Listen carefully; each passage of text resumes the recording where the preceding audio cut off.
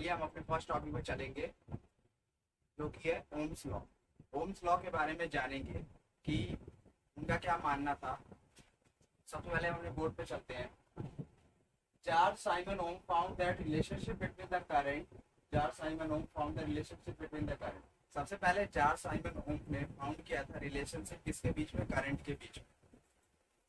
उन्होंने क्या बोला था, flowing through a conductor and potential difference be cross the terminal of conductor using the circuit diagram. उन्होंने बोला था कि जो हमारा करंट फ्लो होता है through a conductor and a potential difference जो होगा, हमारा सबसे पहले एक तो करंट जो फ्लो कर रहा होगा और जो हमारा पोटेंशियल डिफरेंस होगा वो across the terminal of a conductor using the circuit diagram, वो हमारा सर्किट डायग्राम के अकॉर्डिंग ही हम उसका यूज कर पाएंगे। बेसिकली उनका क्या मानना था कि जो हमारा करंट फ्लो हो रहा है कंडक्टर से वो हमारा सर्किट डायग्राम में के अकॉर्डिंग ही प्रॉपर्ली यूज होगा। और उन्होंने क्या बोला, he observe that potential difference and current varied linearly. उनका मानना था कि potential difference and current varied linearly, वो एक दूसरे से लीनियरली ही उनका पोटेंशियल डिफरेंस होता है और वो लीनियरली ही पैरेलली वो एग्जिस्ट करते हैं। तो वो ये मानना था चार्ल्स ओम्स लॉ का। सबसे पहले उन्होंने बताया कि हमारा कोई भी फ्लो होगा करंट का वो एक कंडक्टर के थ्रू होगा और हमारा जो पोटेंशियल डिफरेंस भी होगा across the terminal of a conductor using the circuit diagram, वो सर्किट डायग्राम के अकॉर्डिंग ही हमारा उसका यूज होगा, इसका पोटेंशियल डिफरेंस का across the terminal by using circuit diagram. और क्या बोला था उन्होंने, he observed that the potential difference and current varied linearly। उनका मानना था कि पोटेंशियल डिफरेंस और करंट एक दूसरे के वेरिएंट लीनियरली ही चलेंगे। तो ये था हमारा ओम्स लॉ के बारे में। चलेंगे हम नेक्स्ट टॉपिक।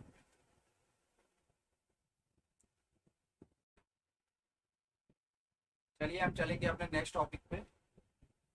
जैसे कि अभी नेक्स्ट टॉपिक क्या, वही टॉपिक ही हम बोलेंगे, ओम्स लॉ के बारे में ही हम पढ़ेंगे अभी थोड़ा सा और डिटेल में।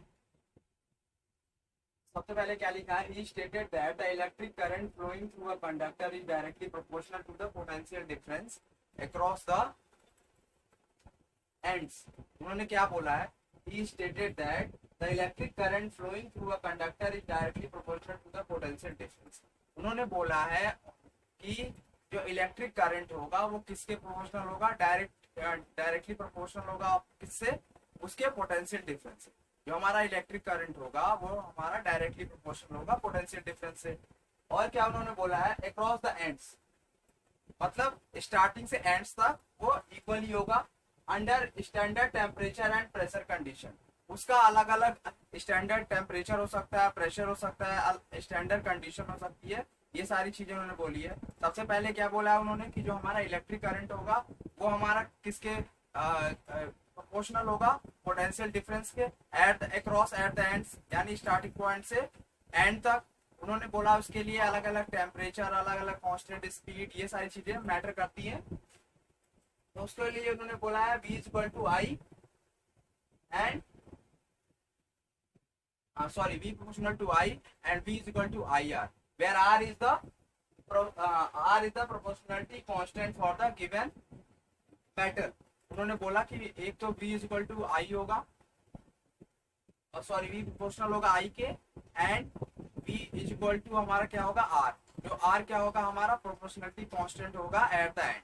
तो ये इन्होंने बोला था अपने लॉ में। सबसे पहले उन्होंने क्या बोला कि जो हमारा इलेक्ट्रिक करंट होगा वो हमारा प्रोपोर्शनल होगा पोटेंशियल डिफरेंस से एट द एंड, स्टार्टिंग से एंड तक। हाँ, उसके लिए अलग अलग चीजें बोली उन्होंने कि हाँ उसपे डिफरेंस हो सकता है टेम्परेचर का, कंडीशन का, इन सारी चीजों का। तो ये हमने जाना ओम्स लॉ के बारे में। अभी हम आगे और चलेंगे और डिटेल में जानेंगे कुछ और टॉपिक्स के बारे में। चलिए हम चलते हैं नेक्स्ट टॉपिक।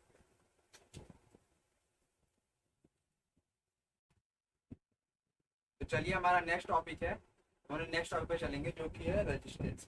सबसे पहले हम जानेंगे कि रेजिस्टेंस होता क्या है, रेजिस्टेंस के बारे में थोड़ा जानेंगे। तो सबसे पहला टॉपिक है हमारा, it is the property of conductor that oppose the flow of current. It is the property of conductor that oppose the flow of current. मतलब क्या हुआ कि ये एक ऐसा प्रॉपर्टी है, किसकी प्रॉपर्टी है ये, कंडक्टर की, जो कि अपोज करता है किसको, करंट को। बेसिकली क्या बोला है इसमें, it is the property of conductor which oppose the current. जो ये ऐसी प्रॉपर्टी है कंडक्टर की जो अपोज करता है करंट को।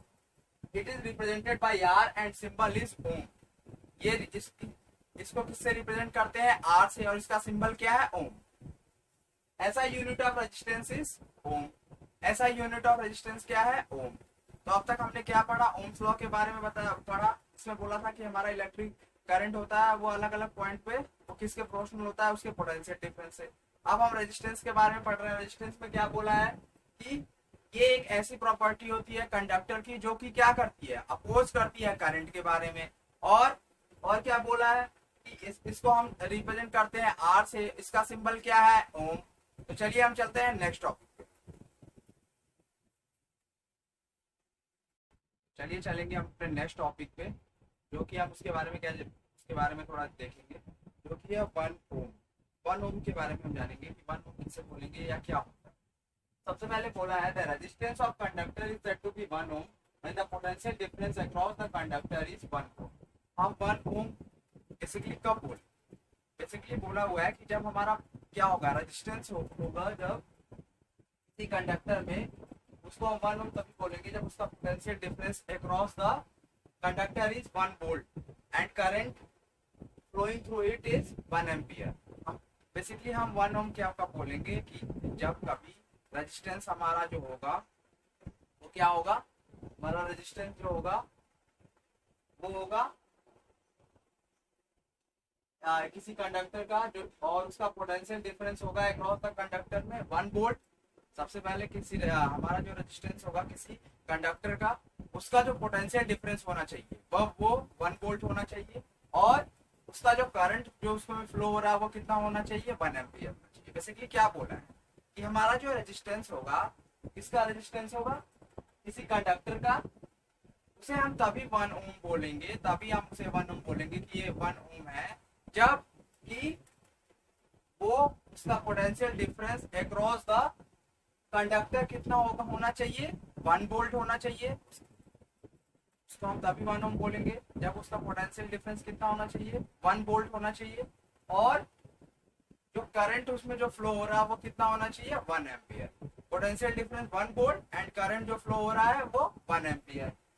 V is equal to IR and R is equal to V by R is equal to V by I, IR is equal to V।